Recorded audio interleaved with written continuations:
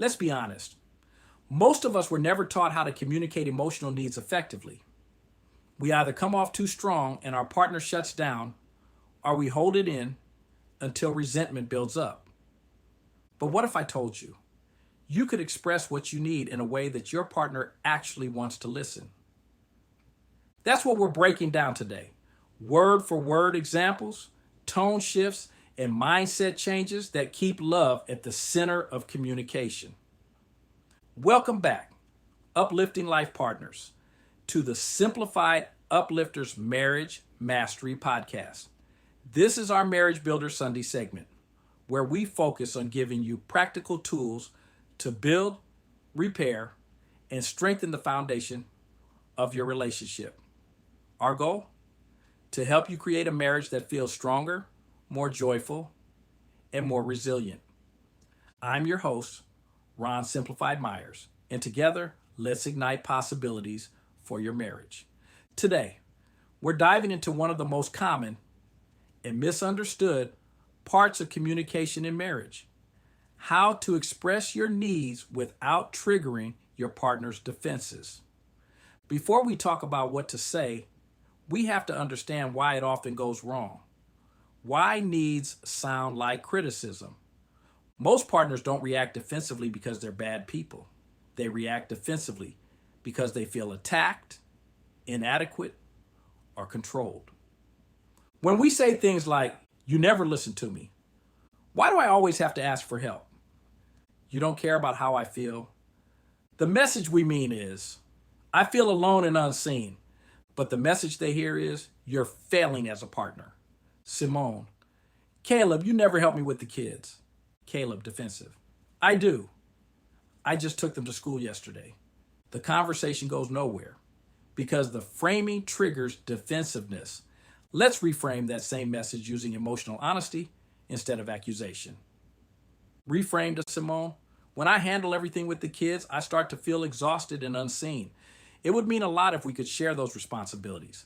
That subtle shift from "you never" to "I feel" changes everything.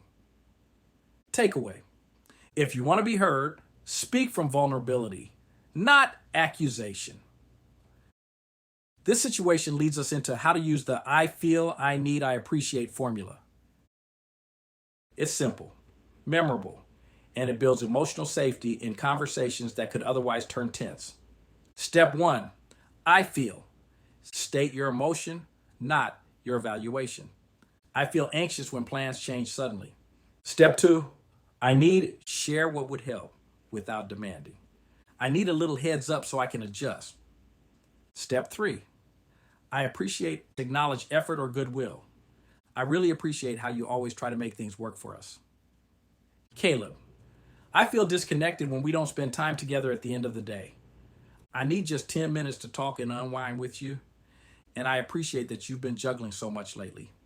I just miss our connection. That's not an attack. It's an invitation to connect.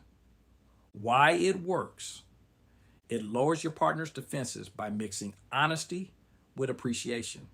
It keeps your partner's dignity intact while still addressing your need. Let's flip it. Here's what not to say.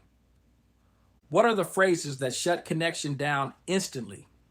Here are the top 5 communication traps. You always, or you never, turns one behavior into a permanent identity. Say instead, lately I've noticed, if you really love me, you would. Triggers guilt and resentment. Say instead, I feel most loved when you. That's not what I said. Arguing facts. Misses the emotion underneath. Say instead, let me try again. Here's what I meant. You don't understand. Closes the door on empathy. Say instead, can I explain it in a different way? Forget it.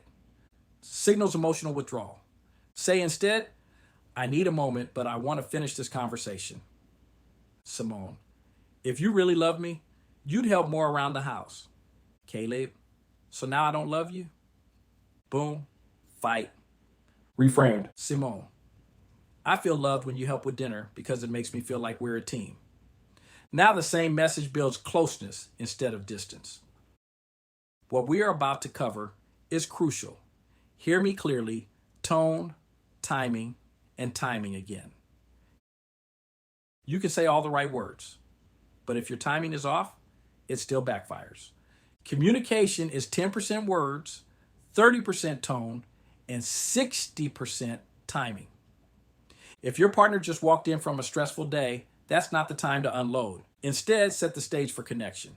Example, Simone, hey babe, I know you just got home. Can we talk about something that's been on my heart later tonight, after dinner? This signals safety and respect. Now Caleb's brain isn't bracing for a surprise attack. He's ready to listen. And when the talk happens, keep your tone soft, not sharp. Use curiosity instead of judgment. Keep your body open. No crossed arms or glaring eyes. Bonus tip, end tough talks with physical reassurance.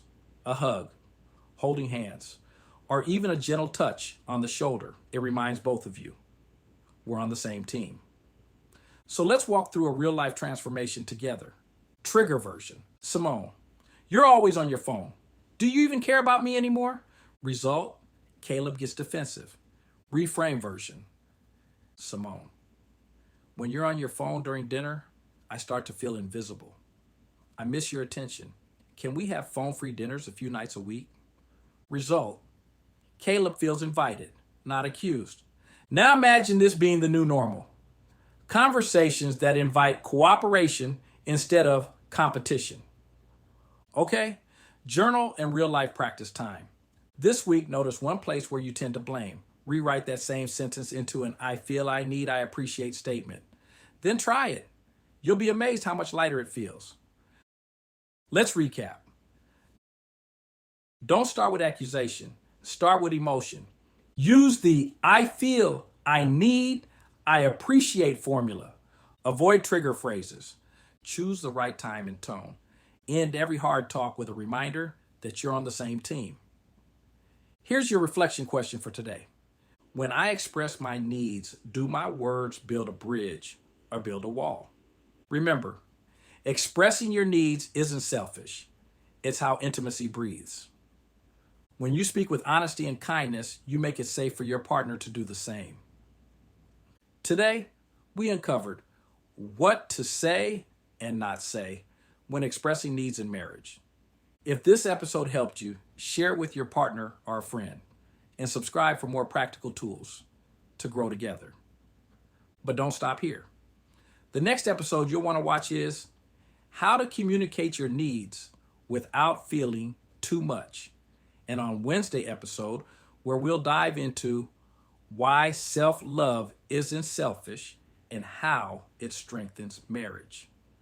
And for deeper tools, Simplified Uplifters app and our inspirational apparel. Check the links in the bio or visit simplifieduplifters.net. Remember, nurture your soul, protect your energy, be kind to yourself, and build the marriage of your dreams. And remember, love is listening with your heart. Now, go to the next podcast episode and let's keep building together. Most importantly, you are extraordinary.